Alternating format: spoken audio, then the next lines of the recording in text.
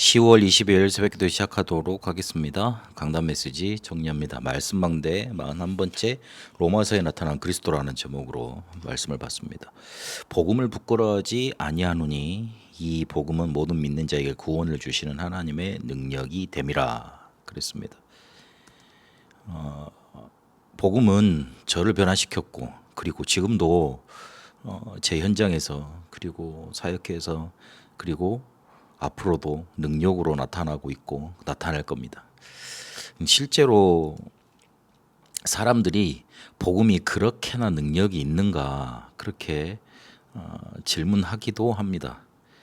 뭔가 큰 능력을 받아야지, 뭔가 큰 사역을 해야지. 과연 복음만 듣고 복음만 전하는데 치유가 되고 사람이 살아나냐 그런 질문이겠죠. 그런데 실제로 이 복음을 기다리고 있는 갈급한 사람들이 많이 있습니다.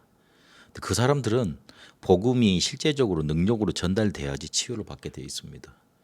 우리가 실제로 문제가 생기면 하나님께로 찾아가야 돼요. 그래서 이 복음을 지속적으로 계속 듣다가 하나님이 주시는 능력으로 치유가 되지는 겁니다. 날 때부터 정신적으로 시달리는 사람들, 뭘 해도 실패가 되는 사람들이 많습니다. 이 사람들이 정신병원은 가기도 그렇고 그리고 또 안 가기도 그렇고 경계선상에 딱 있는 겁니다. 복음을 받고 지속적인 말씀 사역이 있어야 되는 겁니다. 이게 오래된 문제이기 때문에 사단의 망대가 그 안에 견고하게 세워져 있는 거기 때문에 말씀으로 하나 둘씩 깨트리고 깨부시고 하나님의 망대를 다시 세우고 이런 작업들이 필요합니다. 각인뿌리 체질을 바꾸는 시간이 필요하기 때문에 시간이 걸립니다. 그러나 반드시 이기는 싸움이고 능력으로 나타나서 치유되게 되어져 있습니다.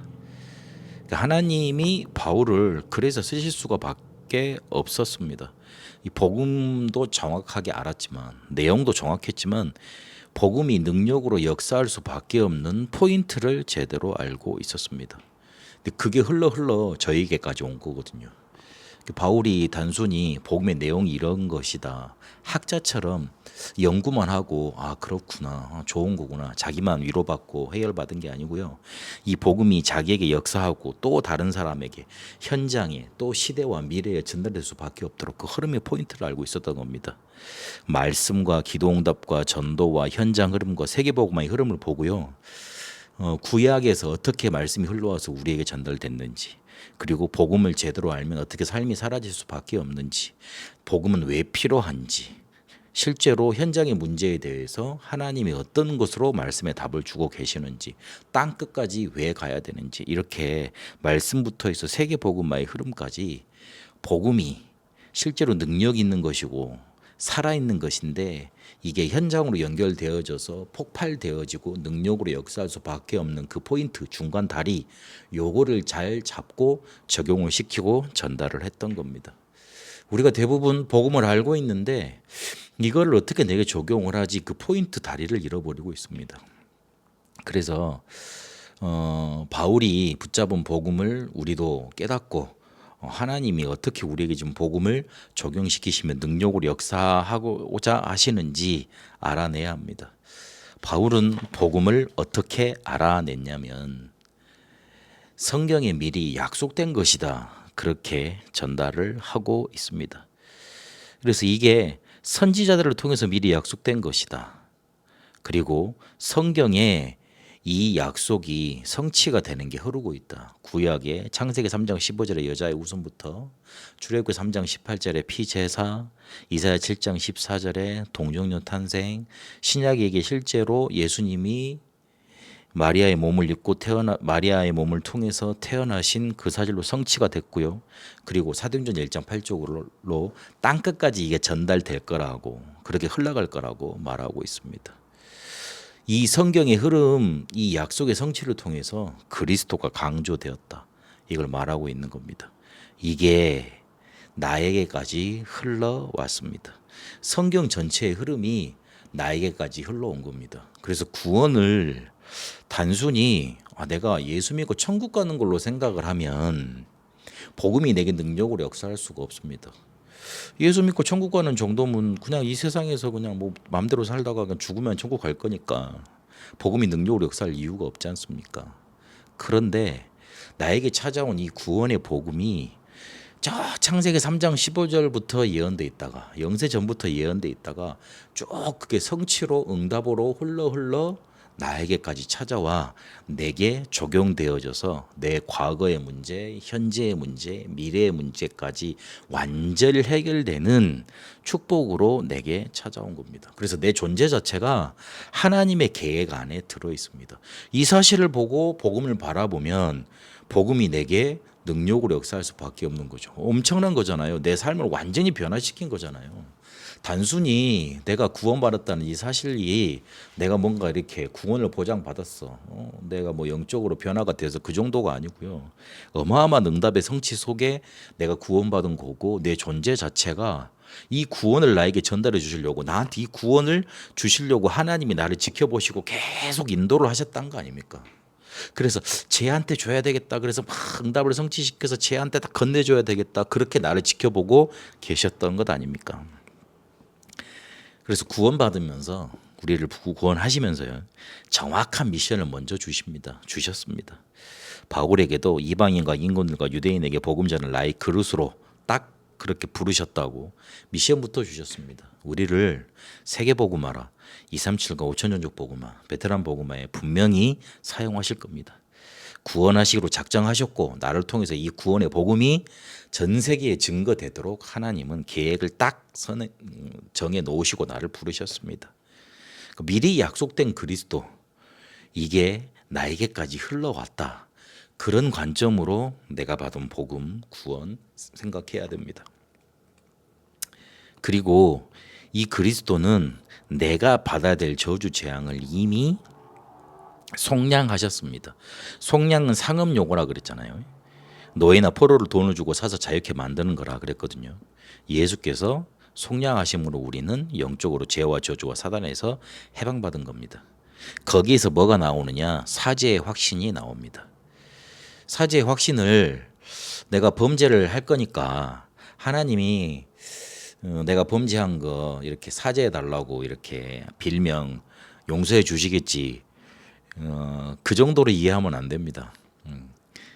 우리에게 일어난 문제가 대부분 벌 받았다고, 내가 잘못해서 이 문제가 왔다고, 내가 실수해서 이 벌을 받는다고 그렇게 생각하고 있습니다. 누가 가르쳐 주지 않아도요.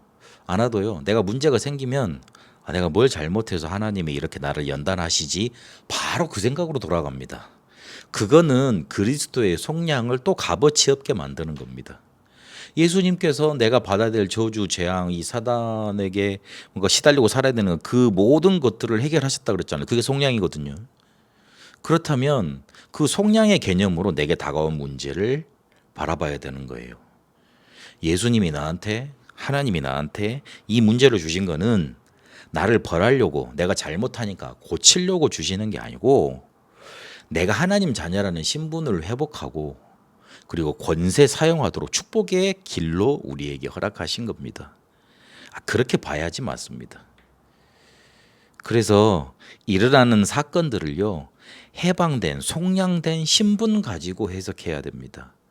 그리고 그 문제 해결은 나에게 주신 하나님 자녀의 권세 가지고 해결하는 겁니다. 신분 가지고 문제 해석하고 그리고 권세 가지고 문제 해결하는 겁니다. 그렇게 법적으로 해방도 하셨고 그 속량의 결과로 우리는 의인이 되었던 겁니다. 우리가 노예가 아니고 이제는 속량되어져서 해방받아서 하나님의 자녀의 축복을 누릴 수 있게 된 겁니다. 창세기 37장 11절에 있는 것처럼 야곱이 요셉의 꿈을 마음속에 오래 담아뒀던 것처럼 이 복음을 우리 마음속에 오래 담아두고 많은 기도 속에 누려가야 됩니다. 하나님은 세계복음화를 하십니다. 분명히 또 하실 겁니다. 누굴 통해서 하시겠습니까? 이 복음을 마음속에 오래 담고 기도 속에 누리고 있는 자. 딱 우리한테만 적용을 해보면요. 우리가 정말 잘 살고 잘 먹고 잘 지내려면 하나님의 축복을 진짜로 받아야 되잖아요. 근데 하나님의 축복을 정말로 받으려면 하나님이 진짜 하고자 하시는 세계 복음화에 내가 조금 이렇게 참여를 하든지 하고 있으면 하나님이 나를 기쁘게 보셔서 내 업을 되게 하시고 그리고 나를 축복하실 것 아닙니까? 그렇다면 내가 정말로 잘 살려면, 잘 먹고 잘 살려면 하나님이 축복을 받아야 되고, 그러면 하나님이 정말 원하시는 것을 해야 되는데 세계복음화를 내 마음속에 정말로 품고 있으면 하나님이 나를 축복하시고 육신적으로도 잘 먹고 잘 살게 되는 겁니다. 하나님의 축복을 받는 길, 하나님이 가장 원하시는 것, 복음과 세계복음화를 내 마음속에 오래 담아두는 겁니다. 그래서 어렵게 생각하지 마시고 언약을 딱 붙잡으세요. 그러면 반드시 응답으로 성취되게 되어 있습니다. 그것도 지금 역사하십니다. 지금 말씀 성취하십니다. 지금 능력으로 우리와 함께 하십니다. 그리고 더 마음에 담아둘 거는 내가 가는 길에 생명 주시기로 약속된 불신자 예비되어 있습니다. 그중에 세계복음화 같이 할 요원이 예비되어 있습니다. 그래서 그거를 맡길 수 있는 그릇 내가 먼저 되면 됩니다. 복음 능력이 있습니다. 이 복음을 나에게도 능력으로 역사하도록 이 포인트를 잘 알아야 됩니다. 그냥 단순히 주신 게 아니고 성경의 약속의 성취가 되어져서 내게 찾아온 겁니다. 나는 단순하게 구원받은 그런 존재가 아닙니다. 세계복음화하도록 하나님을 이 세상에 나타내도록 증인으로 나를 부르셨습니다. 그래서 이 복음을 오래 담아두시고 하나님이 가장 원하시는 것에 쓰임받는 축복으로 넘쳐나시길 축복합니다. 살아계신 하나님 감사합니다. 우리에게 복음 주셨고 이 복음이 능력으로 역사할 수밖에 없는 약속의 성취를 바라보게 하시니 감사합니다. 단순한 구원으로 보장으로만 바라보지 않고 완전히 문제 해결하신 속량 속에서 그리고 그 약속의 성취 속에서 내게 찾아온 구원을 바라보도록 이 복음의 가치를 정말로 볼 수 있도록 눈을 열어 주옵소서. 그래서 이 복음이 내게도 살아 역사하는 응답 누리게 하옵소서. 살아계신 우리 주 예수 그리스도 이름으로 기도합니다. 아멘. 개인 기도로 인도받도록 하겠습니다.